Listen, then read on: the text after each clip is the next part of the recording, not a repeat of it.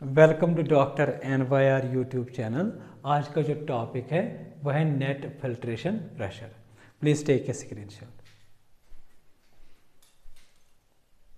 Last lecture में हमने पढ़ा था जो ग्लोमेरुलर फिल्ट्रेशन जो होती है, तो उसमें क्या होता है। ग्लोमेरुलर फिल्ट्रेशन तभी पॉसिबल होता है जब ये जो प्रेशर होता है, नेट फिल्ट्रेशन प्रेशर जो होता है, इसकी वजह से होता है।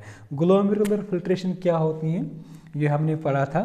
इस तरीके का नेफ्रॉन का सिंपल स्ट्रक्चर होता है, ये इस तरीके का, ये हाईली कन्वोलेटेड होता है, ठीक है ना। तो ये होता है हमारा कैप्सूल होता है, बोमेनस कैप्सूल, और यहाँ पे जो कैपिलरीज प्रेजेंट होते हैं इनको बोलते हैं ग्लोमेरुलस, ठीक है ना। तो यहाँ पे फिल्ट्रेशन होती है वाटर और सॉल्यूट की, इस ब्लड, इसमें जो ब्लड होता है इसकी फिल्ट्रेशन होती है, ब्लड से वाटर और सॉल्यूट इसमें चले जाती हैं, उसकी फिल्ट्रेशन होती है। तो ये तभी पॉसिबल होता है जब ये प्रेशर बनते हैं, ठीक है ना। तो तीन तरह के प्रेशर होते हैं। एक होता है ग्लोमेर, जो तीन प्रेशर्स होते हैं उसमें एक प्रेशर जो होता है वो प्रमोट करता है फिल्ट्रेशन को, लेकिन दो प्रेशर ऐसे होते हैं जो अपोज करते हैं। सबसे पहला जो प्रेशर होता है उसको बोलते हैं GBHP, glomerular blood hydrostatic pressure. ये क्यों होता है, ये कहाँ पे प्रोड्यूस होता है, ये होता है ब्लड कैपिलरीज में।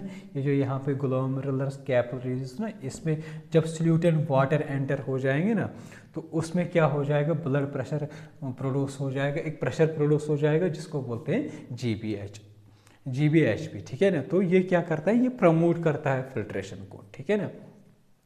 दूसरा प्रेशर जो होता है वो होता है कैप्सुलर हाइड्रोस्टैटिक प्रेशर, ठीक है ना। CHP शॉर्ट में इसको लिखते हैं। यहाँ पे अगर आप लोगों को डायग्राम से दिख रहा होगा, इस तरीके का ये प्रेशर प्रोड्यूस होता है। तो ये किस कहाँ पे ये जो मेम्ब्रेन्स होते हैं इस ग्लोमेरुलस में, जब उसके मेम्ब्रेन्स पे जो होता है तो फ्लूइड जब इस कैप्सुलर, ये हमारी स्पेस जो होती है ना, बोमेनस कैप्सूल है, ठीक है ना, ये बोमेनस कैप्सूल है। जब इसमें फ्लूइड आएगा ना, तो फ्लूइड जो है ना वो एक्सर्ट करेगा प्रेशर इस मेम्ब्रेन पे, कैप्सुलर बोमेनस कैप्सूल पे, तो उससे जो प्रेशर प्रोड्यूस होता है उसे को बोलते हैं कैप्सुलर हाइड्रोस्टैटिक प्रेशर। ये जो कैप्सुलर हाइड्रोस्टैटिक प्रेशर जो होता है ना, ये अपोज करता है। मैंने बोला ना तीन प्रेशर होते हैं, एक फिल्ट्रेशन प्रमोट करता है, लेकिन दो जो होते हैं वो अपोज करते हैं। तो CHP जो होते हैं ये अपोज करता है फिल्ट्रेशन को, ग्लोमेरुलर फिल्ट्रेशन को, और इसलिए इसको क्या बोलते हैं, बैक प्रेशर, ठीक है ना।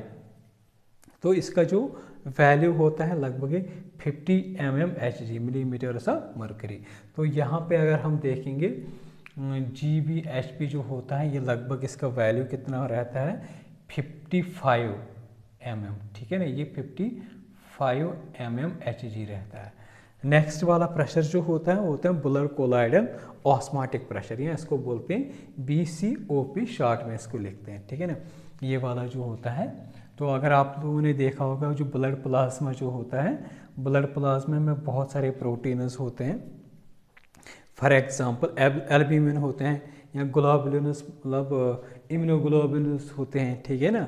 तो फिब्रिनोजेनस भी होते हैं, ये ब्लड हमारे ब्लड प्लाज्मा में प्रेजेंट होता है। तो इनकी वजह से जो प्रेशर होता है इस ग्लोमेरुलस में, या तो उसको क्या बोलते हैं, उस प्रेशर को क्या बोलते हैं, ब्लड कोलाइडल ऑस्मोटिक प्रेशर, ठीक है ना।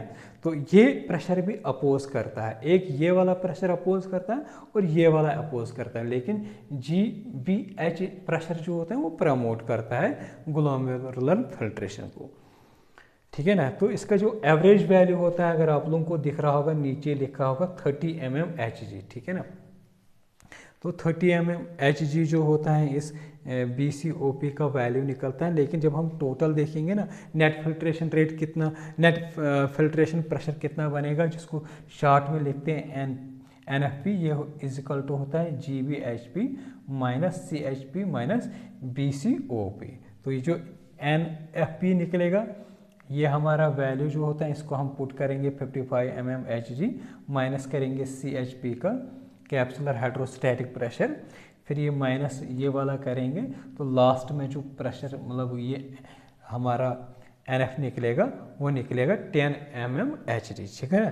तो ये जो 10 mmHg जो होता है ना, इतना प्रेशर लगता है एक ब्लड प्लाज्मा को फिल्टर होने में ग्लोमेरुलस से कैप्सुलर स्पेस में। मतलब जो यहाँ से ग्लोमेरुलस से जो हमारी ग्लोमेरुलस कैपिलरीज जो होती हैं, यहाँ से जो ब्लड जाएगा कहाँ पे चला जाएगा, इस वुमेनस कैप्सूल के स्पेस में, ठीक है ना, जिसको बोलते हैं कैप्सुलर स्पेस में।